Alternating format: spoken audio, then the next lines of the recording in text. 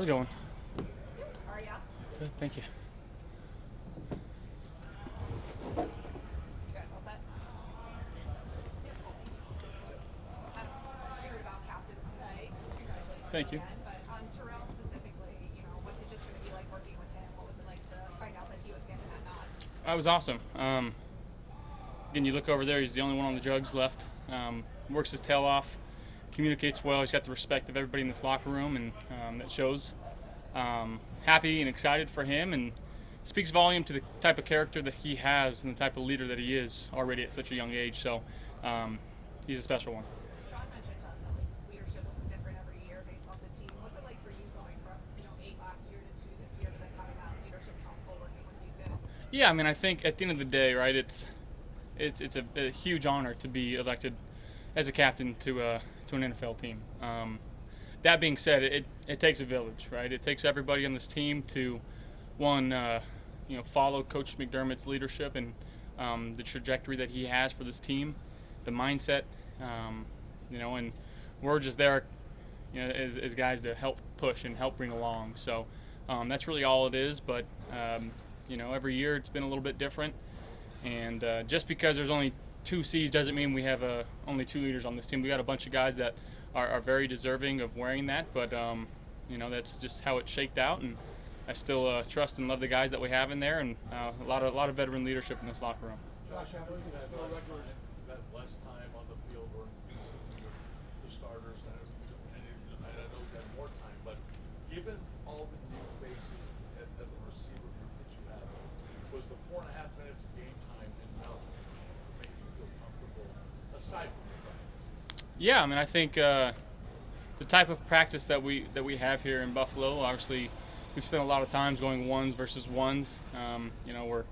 We're now focused on Arizona and what we're trying to do against them, but got a lot of really good work in throughout training camp and throughout the first part of this preseason in practice. Obviously, not a whole lot of game time, but we're gonna find out, I guess, on Sunday and adjust as we go by. And again, a lot of confidence in these guys. They've been working their tails off, and we're just excited to play a new opponent. Josh, you don't have obviously any 24 film to watch of them, but what do you know of their defense, and what are some of the hot spots that are going to be problematic? Yeah, I mean, they fly around. They are a high intensity, pedal to the metal type of defense. They don't take plays off. They play extremely hard, and I know that their record wasn't great last year, but it doesn't speak to who they are as a team. I think that they obviously the second-year coach brings a lot of excitement and energy to that team, and we're going to have our hands full come Sunday because they're ready to prove people wrong too. They fly around. Obviously, Buda Baker back there. Some of the plays that he's able to make, it's pretty unbelievable to watch. The way he's able to get in and out of his cuts and break on the football. We got to be aware of wherever he's at.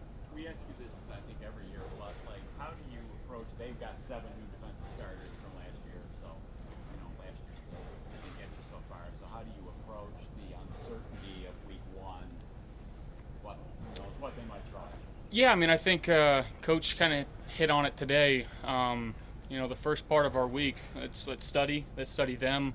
Let's understand the type of scheme that they run, our game plan. But at the end of the day, again, like you said, we don't have a whole lot of film on the guys that are actually going to be on the field for them. So understanding that, but trusting in what we've been working on in training camp and focusing more on what we're doing rather than they're doing, and just trying to execute each play that we've been given, and take it one play at a time. And obviously there's going to be times throughout this game where we're going to hit some turbulence, but we got to find a way to adjust in game and start to make some plays. Josh, it seems like there's so much intrigue or curiosity about what the offense is going to be like with all the new pieces. Can you kind of take us through that from your perspective?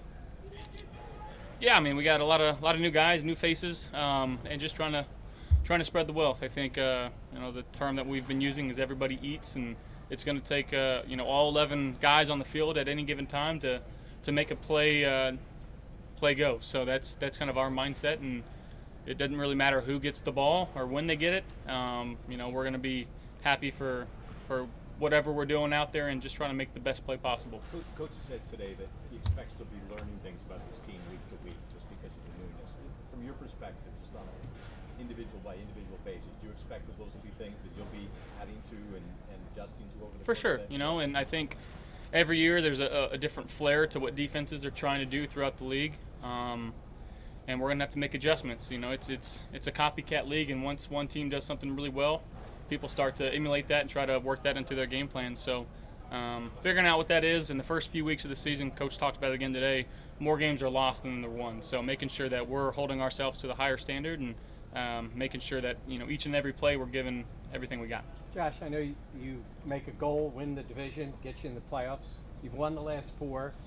From the outside, you're not the favorites, or at least a lot of people think not the favorites in the division. Do you care about any of that? Do you pay any attention to that? No, you know, we're focused on the Arizona Cardinals. Training camp, preseason, everything about Joe Brady putting his fingerprints on this offense now that he's finally the games almost here. Can you sense any more excitement from him this week and just finally getting to nail it? Yeah, he's got a lot of juice, and we know that, and you know, it's exciting to play for a guy like that. He's got so much energy. I don't know how he does it. He doesn't sleep. The guy's always in the facility. He's always finding new ways to get guys the ball, and you know, it's fun to play for an OC like that, and the players really enjoy it.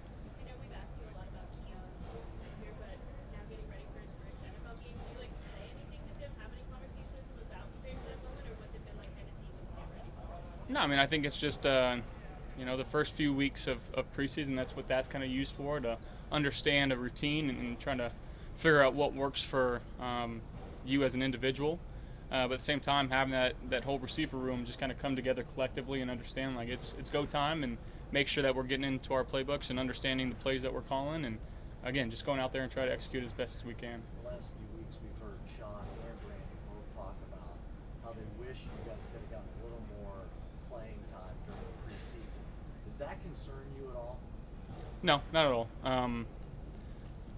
There's some years that, you know, you'd argue you played too much in the preseason, and sometimes guys go down, and it's unfortunate, but that happens. It's the game of football, and you'd be, you know, punching a wall if that were to happen. So, again, it is what it is at this point. We're just gearing up and getting ready to go, and we're gonna figure out things as we fly. How different is that from the past? Figuring out things on the fly. Maybe you didn't have to do as much last year and the year before that. Is that fair? I mean, I think each season is its own different thing. Each game, for that matter, right? I feel like every game that you play in, it's a different type of situation, and making sure that, you know, Coach McDermott preaches, you know, mastering these situations that we're in. You know, whether it's you know, trying to double dip, you know, deferring, and there's so many things throughout a game that can kind of tip the balance of the scales. And again, just understanding that and then knowing what to do in those types of situations. I think Coach McDermott does a great job of getting us ready for that. But each game that you're in, again, I think you find yourself in a different spot. So it's always figuring out on the fly. You know, whether it's the defense comes out and is doing something completely different than we thought, which happens quite a bit against us. You know, I feel like everybody gives us their best shot and changes things up against us. So I wouldn't say it's completely new to us. Well, I guess I'm referring to the trust factor. I mean, you had years to trust some guys. You've had months to trust some guys. I know you trust them, but is that trust factor? I mean, you can't speed that up. You can't speed it up, but you can still put some blind faith in some things, and again, figure it out as it goes. I know Sean was the quarterback at the end, as you're not going directly against them out on the field at the same time. But remind me, how well do you know Kyler? Just kind of what do you think of his style of play? Yeah, I mean, Kyler can. I know everyone talks about, you know, the speed and him getting out and be able to escape and make plays, but he's got an absolute cannon on him, and he spins it really well. He knows where he's going with the football. He's had a lot of success in this league, you know, and I got a lot of respect for him and his game. Haven't spent a lot of time around him. Got to hang out with him actually Christian Kirk's wedding over the offseason a little bit, so trying to get him into the game of golf, but that was a late night conversation, so I don't know if it went well, but no, again, a lot of love and respect for him and his game. Josh, Sean told us that tomorrow is starting on Sunday. Obviously, you've seen everything he's been through. You know, what's it like to see a guy like that and everything he's gone through, you know, have this out there? Yeah, I mean, I think you know, he's worked extremely hard to get back to where he was and where he's at right now. I think he's, you know, feels like in a sense, putting that behind him and moving forward and playing the best football that he can play and helping this team win. So got so much love and respect for him. I mean, that's unbelievable to do what he's done. And, we got everybody on this team and in the city rooting for him. So it's a pretty cool story. Can you describe the energy level and the change when you get to this spot right now, 2 days on Wednesday and Sunday's Friday? Yeah, it's awesome. We get to watch some football tomorrow and on Friday, so that's really cool. I love watching football. Again, finding new situations that those games are in and trying to play the little mental game of it. But yeah, it's finally here. Got a long 18-week season and hopefully some more games after that. So we got to focus on the first one though. Thank you guys.